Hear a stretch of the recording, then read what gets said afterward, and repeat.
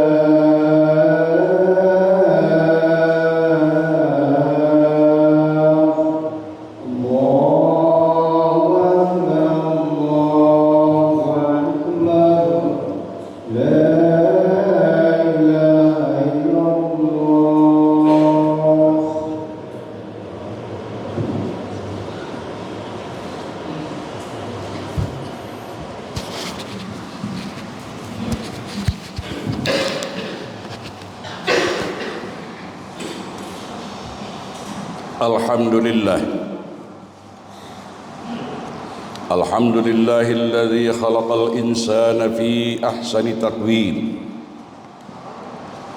wa amarna bittaqwa wa khuluqul karim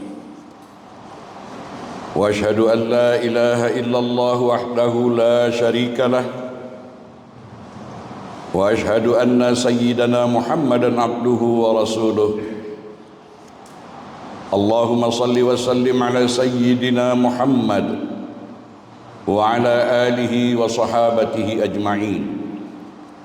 Amma ba'd, fa ya ibadallah, ittaqullaha haqqa tuqatih wa la tamutunna illa wa antum muslimun. Saudara-saudaraku kaum muslimin, jamaah salat pada Jumat rahimakumullah. Marilah sama-sama kita terus meningkatkan kualitas takwa kita kepada Allah Subhanahu wa taala dengan mengintrospeksi diri, muhasabah, memperbaiki akhlak dan perilaku kita sebagai salah satu tanda orang yang bertakwa. Dengan khutbah kita hari ini, mari kita menerapkan kesederhanaan dalam kehidupan kita, karena kita adalah umat Nabi Muhammad sallallahu alaihi wasallam yang disifatkan oleh Allah Subhanahu wa taala sebagai ummatan wasata, yaitu mereka yang bersederhana dalam segala sesuatu.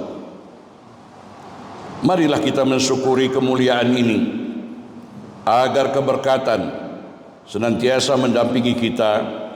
Amin ya rabbal alamin. Ma'asyiral muslimin wa zumratal mu'minin rahimakumullah. Hari ini materi khutbah kita ingin mengajak sekalian yang hadir melihat nikmat harta dan perbelanjaan sebagai satu nikmat yang wajib disyukuri dengan menghayati sikap bersederhana. Saudara-saudaraku, adalah menjadi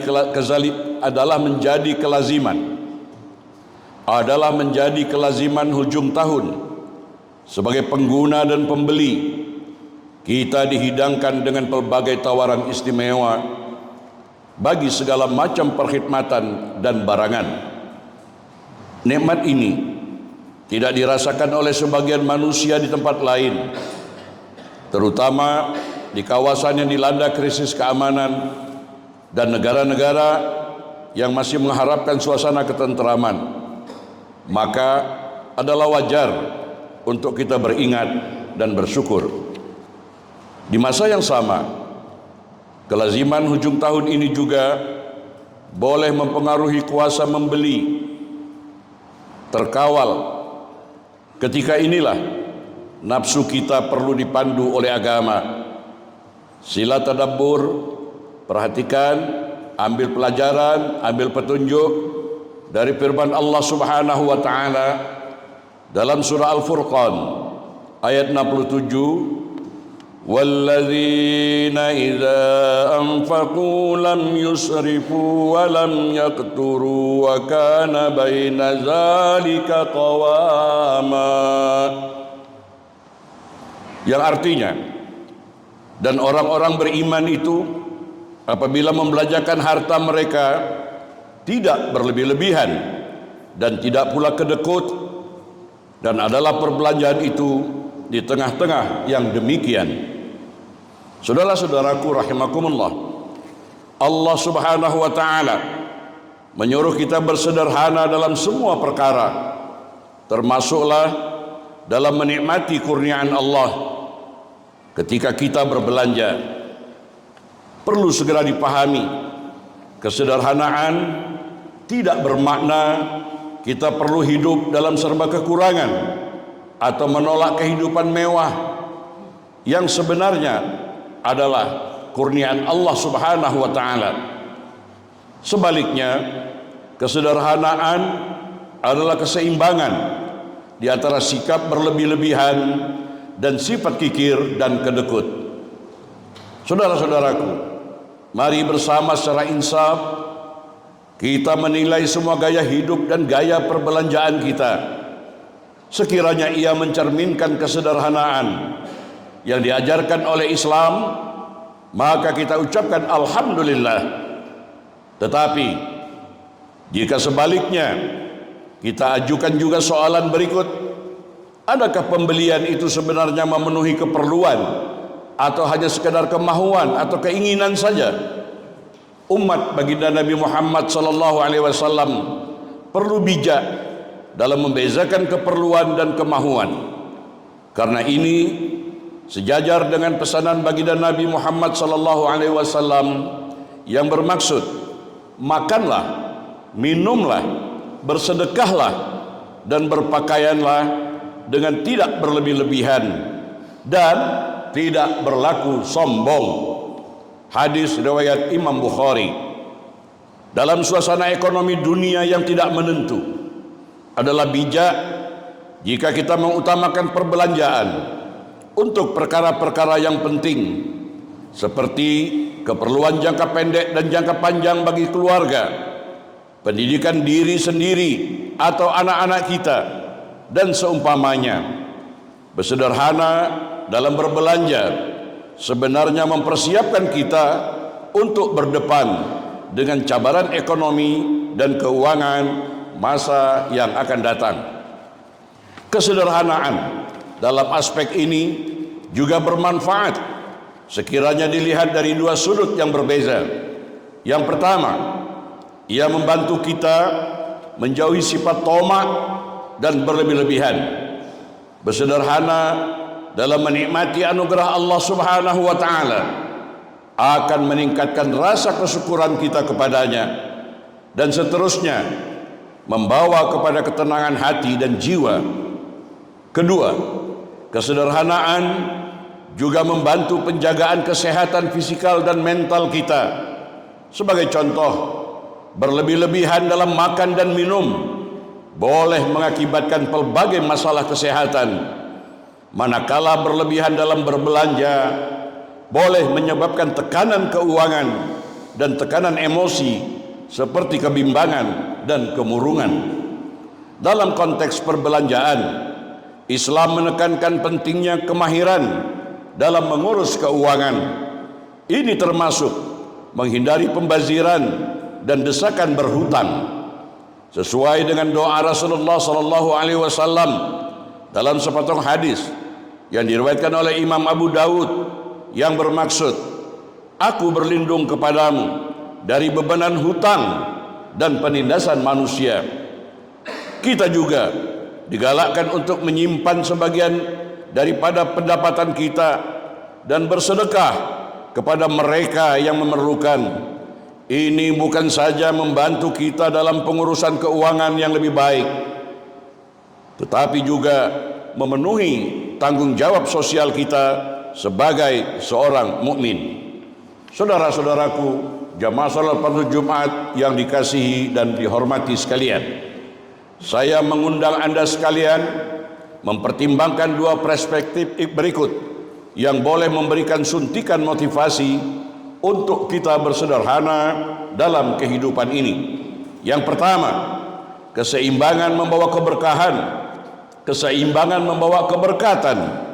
Abu Nuaim Al-Asfahani di dalam kitabnya Hiyatul Auliya menukilkan dari Imam Hasan Al-Basri, seorang ulama terkenal dan generasi tabi'in, sebagai berkata, jika engkau melihat seseorang yang diberi kekayaan oleh Allah tetapi dia tetap bersederhana dalam kehidupannya, maka bergaullah dengannya, karena dia telah diberi hikmah. Kesederhanaan dalam berbelanja dapat menjauhkan kita dari tabiat berhutang, walaupun hukum asal berhutang itu adalah harus. Kesederhanaan dalam berbelanja mencerminkan kebijaksanaan kita dalam mengenal keutamaan. Insya Allah sikap positif ini akan membawa kita kepada kehidupan yang lebih tenang. Inilah diantara dimensi keberkatan dalam kehidupan seorang mukmin. Perspektif yang kedua ialah memahami nilai sebenar seorang mukmin dalam era modern ini. Kita berdepan dengan pelbagai cabaran dalam mengamalkan kesederhanaan. Budaya kepenggunaan dan berlebihan dengan perantaraan media sosial sering mendorong gaya hidup mewah dan bermegah, sehingga boleh membawa kepada kesudahan yang negatif. Contohnya, seseorang yang mungkin tertekan sekiranya dia memiliki handphone yang murah misalnya, dia bernafsu memiliki handphone yang mahal harganya, atau belum pernah bercuti di tempat-tempat peranginan yang populer. Inilah yang dimaksudkan sebagai kesudahan yang negatif. Inilah juga muslihat dan tipu daya iblis bagi merangsang sifat-sifat yang dicela Islam, seperti hasad, iri hati, dengki, penebar fitnah, tidak bersyukur dari seumpamanya. Ingatlah wahai saudara-saudaraku, nilai seorang mukmin tidak diukur dengan kekayaan atau kemewahan hidup, tetapi dengan ketakwaan kepada Allah Subhanahu wa taala dan dengan akhlak-akhlak yang terpuji dan mulia, seperti yang disabdakan oleh baginda Rasulullah sallallahu alaihi wasallam, sesungguhnya Allah tidak melihat kepada rupa dan hartamu, tetapi Dia, yakni Allah, melihat kepada hati dan amalan perbuatanmu. Hadis riwayat Muslim. Saudara-saudaraku, sebagai penutup, marilah kita penuhi keinsafan dan tawadhu. Kita memohon agar petunjuk Allah Subhanahu wa taala, ihdinas siratal mustaqim, yang kita mohonkan di dalam salat berbuah dalam kehidupan. Jangan sampai kita mengucap ihdinas siratal mustaqim, tunjuki kami ke jalan yang lurus, tapi perjalanan hidup kita, akhlak dan perbuatan kita jauh panggang dari api. Saudara-saudaraku sekalian, semoga Allah Subhanahu wa taala menjadikan kita hamba-hambanya yang bersyukur dan rendah hati, dan jauh dari sifat rakus, tomak, bermegah-megah. Amin ya rabbal alamin.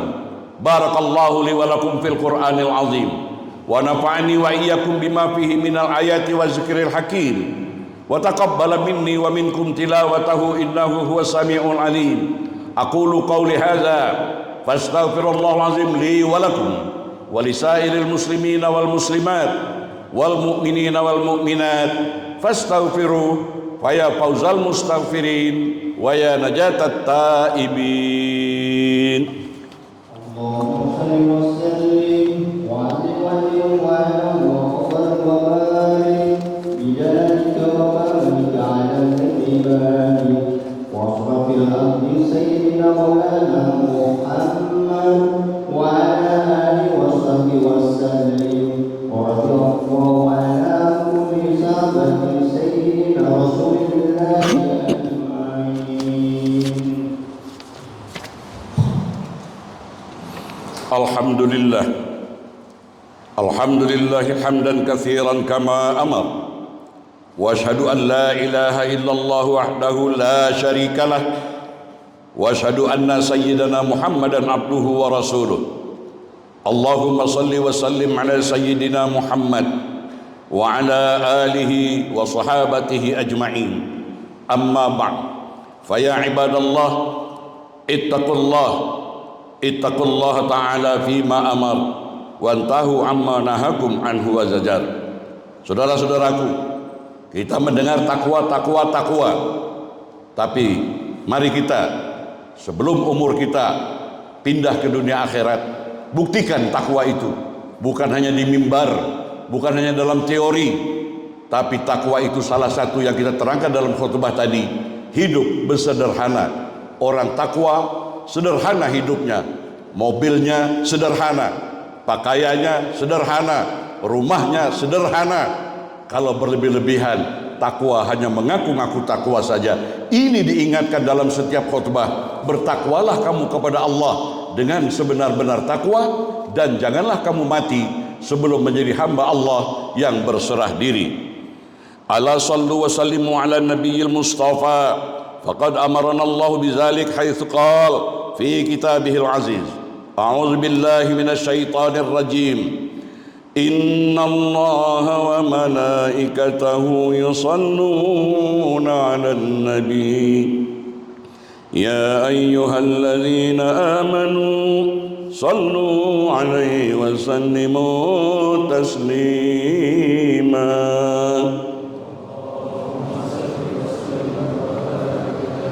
Allahumma salli wa sallim wa barik ala sayyidina Muhammad wa ala ali sayyidina Muhammad. Wardallahumma anil khulafa'ir rasyidin al muhdiyin sadatina Abi Bakri wa Umar wa Utsman wa Ali radhiyallahu an wa an baqiyatis sahabati wa qarabati wat tabi'in wa tabi'it tabi'in wa anna ma'hum fihim bi rahmatika ya arhamar rahimin. Allahumma ighfir lil muslimina wal muslimat wal mu'minina wal mu'minat al ahya'i minhum wal amwat. Ya Allah, Engkau berjanji di hari Jumat yang penuh istajab ini, kabulkanlah doa kami ya Allah. Ampuni segala dosa-dosa kami, ampuni dosa kedua orang tua kami, kaum muslimin dan muslimat, mukminin dan mukminat, baik yang masih hidup maupun yang telah meninggal dunia.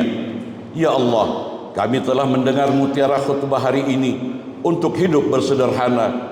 Tolong kami ya Allah di dalam mengharungi sisa-sisa kehidupan ini, agar kami hidup bersederhana dalam segala perkara. La haula wa la quwata illa billahil aliyyil azim. Rabbana atina fid dunya hasanah wa fil akhirati hasanah wa qina azaban nar.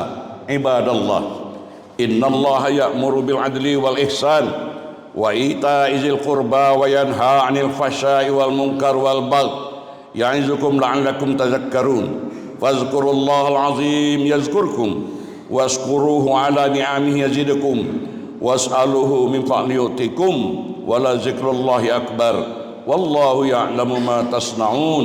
Aqimis shalah.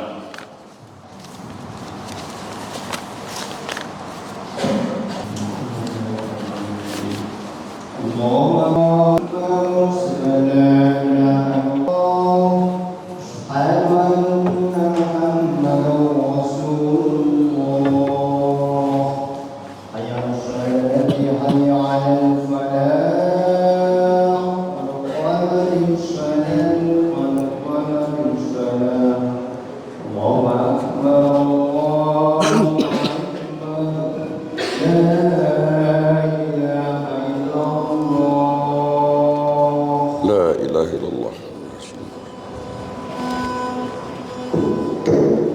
Sawu sufufakum.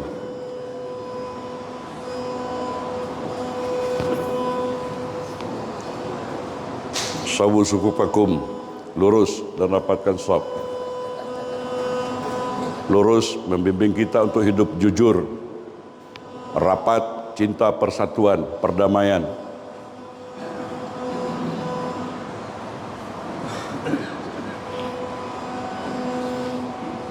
Rabbi a'udzubika min hamazati syayatin wa a'udzubika rabbi an yahdurun. Salli. Allahu Akbar.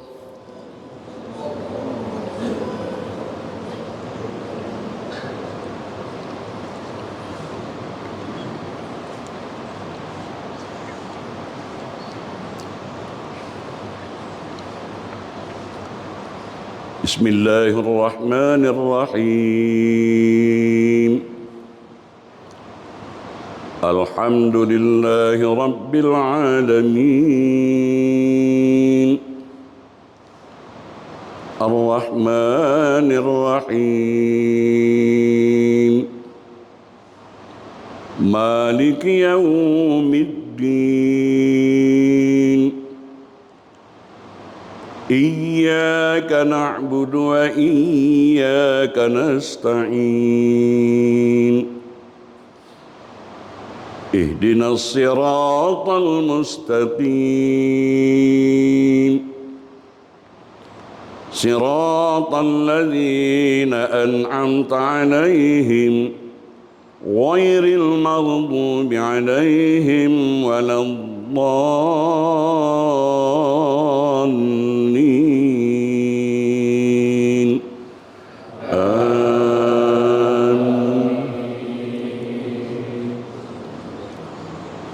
Lillahi ma fis samawati wa ma fil ard wa in tubdu ma fi anfusikum aw tukhfuhu yuhasibukum bihi Allah fayaghfiru liman yasha'u wa yu'adzibu man yasha'u wallahu ala kulli syai'in qadir. آمن الرسول بما أنزل إليه من ربه والمؤمنون كل آمن بالله وملائكته وكتبه ورسله لا نفرق بين أحد من رسله وقالوا سمعنا وأطعنا غفرانك ربنا وإليك المصير. لا يكلف الله نفسا إلا وسعها لها ما كسبت وعليها ما اكتسبت ربنا لا تؤاخذنا إن نسينا أو أخطأنا ربنا ولا تحمل علينا إصرا كما حملته على الذين من قبلنا ربنا ولا تحملنا ما لا طاقة لنا به واعف عنا واغفر لنا وارحمنا أنت مولانا فانصرنا على القوم الكافرين. الله أكبر.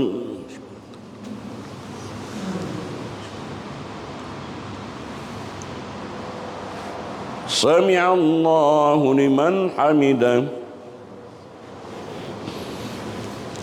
الله أكبر.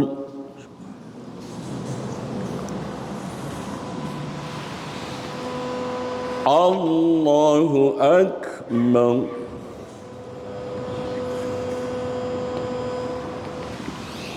الله أكبر.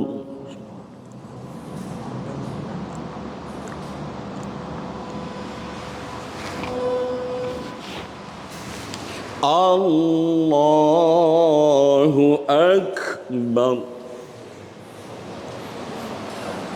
بسم الله الرحمن الرحيم. الحمد لله رب العالمين. الرحمن الرحيم. مالك يوم الدين.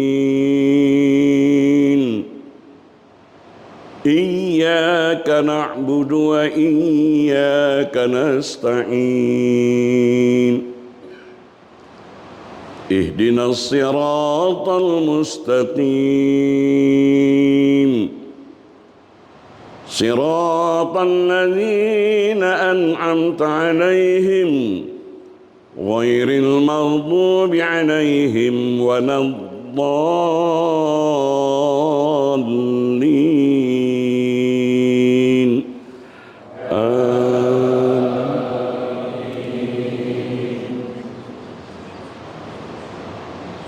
إن في خلق السماوات والأرض واختلاف الليل والنهار لآيات لأولي الألباب الذين يذكرون الله قياما وقعودا وعلى جنوبهم ويتفكرون في خلق السماوات والأرض ربنا ما خلقت هذا باطلا سبحانك فقنا عذاب النار ربنا إنك من تدخل النار فقد أخزيته وما للظالمين من أنصار ربنا إننا سمعنا مناديا ينادي للإيمان أن آمنوا بربكم فآمنا ربنا فاغفر لنا ذنوبنا وكفر عنا سيئاتنا وتوفنا مع الأبرار ربنا وآتنا ما وعدتنا على رسلك ولا تخزنا يوم القيامة إنك لا تخلف الميعاد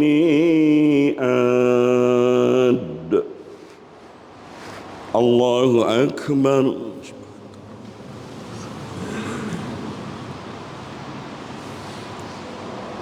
سمع الله لمن حمده الله أكبر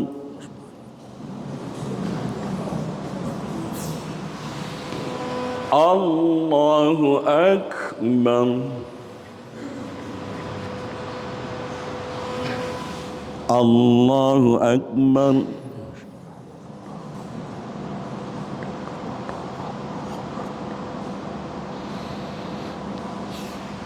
الله أكبر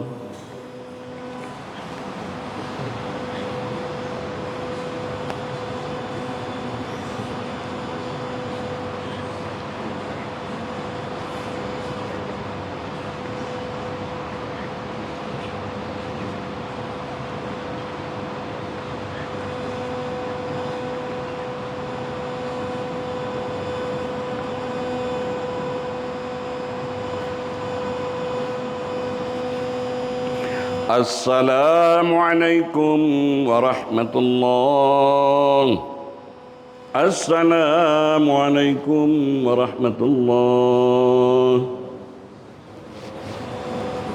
أستغفر الله العظيم الذي لا إله إلا هو الحي القيوم وأتوب إليه أستغفر الله العظيم الذي لا إله إلا هو الحي القيوم وأتوب إليه أستغفر الله العظيم الذي لا إله إلا هو الحي القيوم وأتوب إليه اللهم أنت السلام ومنك السلام وإليك يعود السلام فحينا ربنا بالسلام وأدخلنا الجنة دار السلام تباركت ربنا وتعاليت يا ذا الجلال والإكرام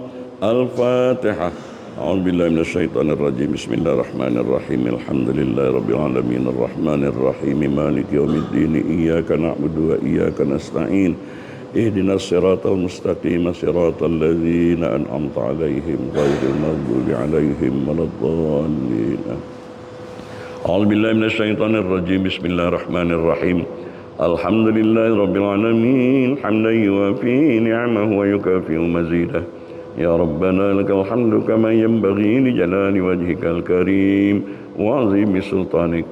اللهم صل وسلم على سيدنا محمد صلاة تنجينا بها من جميع الأهوال والآفات وتقضي لنا بها من جميع الحاجات وتطهرنا بها من جميع السيئات وترفعنا بها عندك على الدرجات وتبلغنا بها أقصى الغايات من جميع الخيرات في الحياة وبعد الممات وعلى آله وصحبه وسلم تسليما كثيرا برحمتك يا أرحم الراحمين.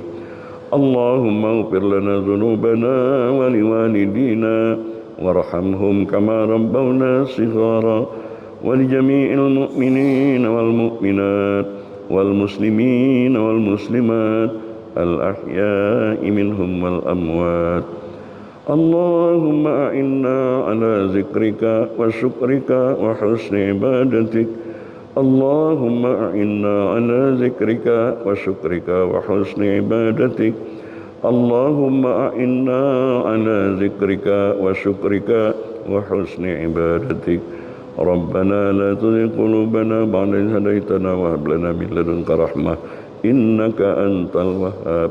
ربنا هب لنا من أزواجنا وذريتنا قرة أعين واجعلنا للمتقين إماما واجعلنا للمتقين إماما واجعلنا للمتقين إماما.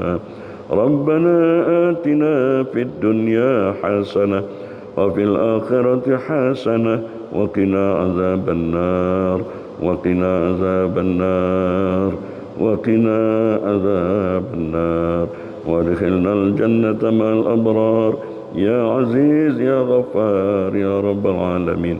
ربنا تقبل منا إنك أنت السميع العليم وتب علينا إنك أنت التواب الرحيم. دعواهم فيها سبحانك اللهم وتحيتهم فيها السلام وآخر دعواهم أن الحمد لله رب العالمين. تقبل الله منكم.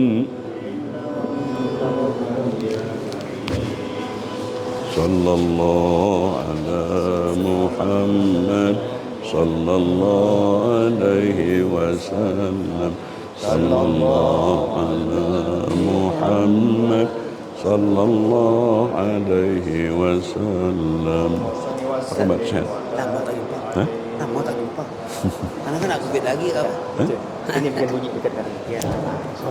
Bisa. Ada kat sini? Ada. Ada kat sini? Kerja dekat sini. Jadi saya Okey. minta maaf saya tak dapat adakan saya. Minta maaf saya tak dapat adakan. Oh ya, tak apa. InsyaAllah Jadi kita usaha depan macam mana? Tak apa, jangan susah hati. saya jadi sampai salah. Okey. Ya.